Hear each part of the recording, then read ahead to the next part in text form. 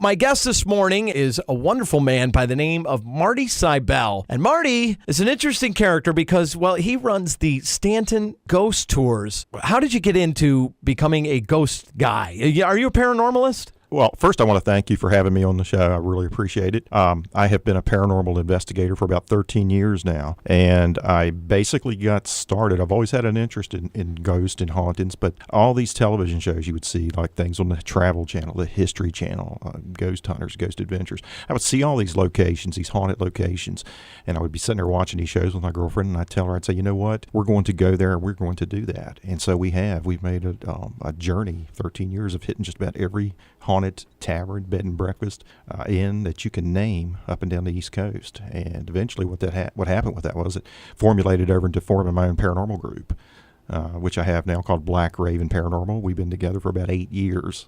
Now, what is the scariest moment that you have had as a paranormalist? Because, you know, having watched Paranormal Activity or seen the Amityville Horror, what would you say is your scariest moment as a paranormalist? Well, I haven't had too many over the years. I really have not had too many personal experiences altogether. But the few I have had involve when I have been alone. I asked a question while doing audio work, EVP work, and got a response back that I've heard in real time, which we call a disembodied voice. For me personally, there was a situation last year out in Valeska, Iowa, investigating the Valeska Axe murder house where a whole family was murdered in 1912, 6 of them being children. Just so happened to be alone and asked a question down in the parlor, "Children, are you here with us?" And I got a little girl's voice that responded saying yes. It caught me completely off guard. I was not expecting that. And I tell you, as I sit here and I tell you this, the hair is actually standing up on my arm right now.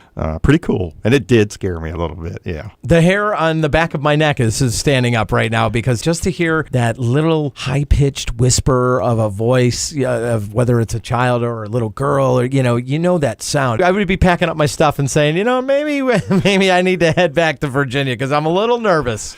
It was a very interesting experience. And the thing about it, I find a lot of times over the years from doing this, things seem to happen when you least expect it.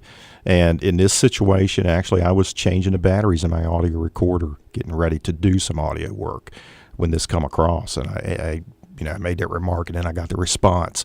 And the first thing I'm thinking is, oh, my God, I don't have my recorder running. But I was lucky enough because we had another member in the group who'd sent their recorder down on a coffee table, which was recording, and it did capture it. So, that's really cool. You have a personal experience, and then you're able to record it and validate it. So what are some of the great sites and maybe scary haunts that we could come across taking part in the Staunton Ghost Tours? Well, I have a few that I really love. One being the Clock Tower Bar and Restaurant. Right off of Beverly Street. As a matter of fact, we just investigated this past Sunday evening. A lot of activity in the basement, anything from the waitresses being tugged and pulled on as they go down to get a bottle of wine, bring up beer, anything like that. Supposedly, there was a little girl about 9 years old that fell down a coal chute in the basement there back in the 1920s, 30s. And incredibly, our investigation there Sunday night didn't have a whole lot come out till about the last 15 minutes of the investigation, and we did capture a child's voice on a recorder, which we're going through right now. Hope to have it up on the website here in about another week or so. Now, video-wise, have you seen the orbs or ghosts or whatnot happening in between your travels of being a paranormalist? Yes, I have. A few times we've been lucky enough to capture some really cool stuff on video. It's always a great experience.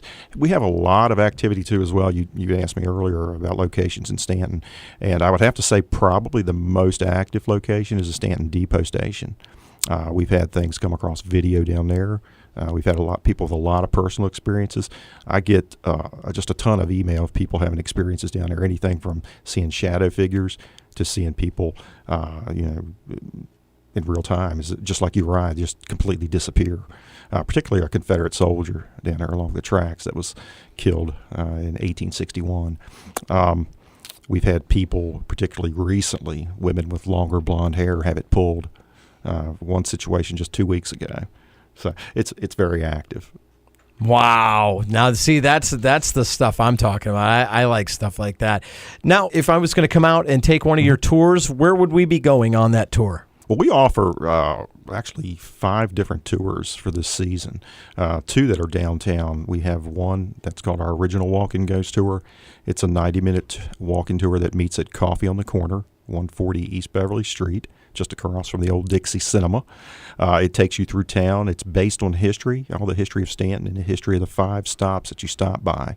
And those include the SunTrust Bank, Emilio's Restaurant, the Clock Tower, which I just talked about, Mary Baldwin College, which is quite active, and then there's a private residence over on Coulter Street that you stop by.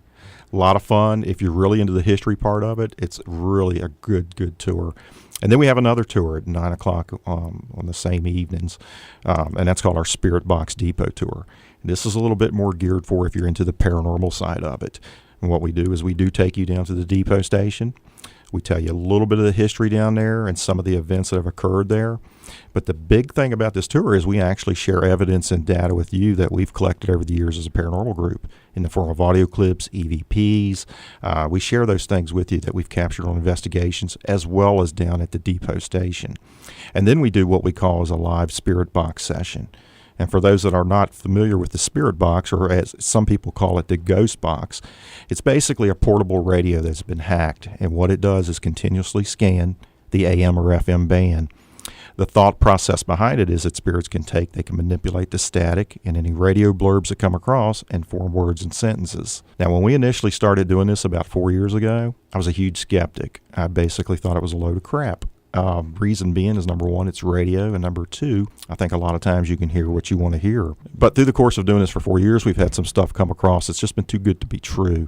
It really gets your attention. And so we do a live session down there at the depot station. We actually kicked it off 3 years ago on the anniversary on one of our greatest events. We particularly pay a lot of attention to anniversaries. And we had some significant results, and we've been doing it ever since. People come down there, are able to participate and ask questions, and we record the whole session.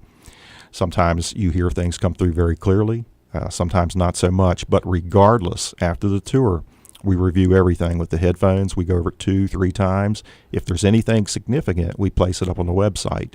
Usually takes me about 2 weeks to get it up on the website. But people get real excited about it. I'll tell you, and I tell everybody when we do this, it's a hit or miss type thing. Things like that do not happen on cue. But we are on a roll right now. The last 3 weeks, we've had some good stuff come across, some really good stuff, particularly involving some of the stories, direct questions, direct answers, and then, of course, personal experiences like I just mentioned with the lady in the blonde hair. So now what is your website? If somebody who's interested in the paranormal or wants to find out more about the Staunton Ghost Tours and get directions to come and visit you, where do we go on the web to find you? Okay, well, we have 2 websites. The one for the ghost tours is ghostofstaunton.com. That's ghost, plural, GHOSTS.